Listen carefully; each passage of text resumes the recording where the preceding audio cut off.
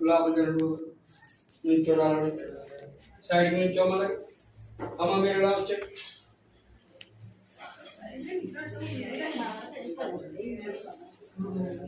జరగడం వెనక్కి జరగాలి, గోడ వైపుకి. ఎక్కడున్న వాళ్ళు అక్కడే ఉండండి, రాకండి ఇటు. మళ్ళా మీరు రెండమ్మ పక్క జరుండాల. జగన్మోహిని కేశవస్వామి యొక్క పురుష రూపం కేశవస్వామి, వెనుక జగన్మోహిని ఆకారం, శంఖం చక్రం గద పట్టుకున్నటువంటి హస్తం గద, అభయ హస్తం.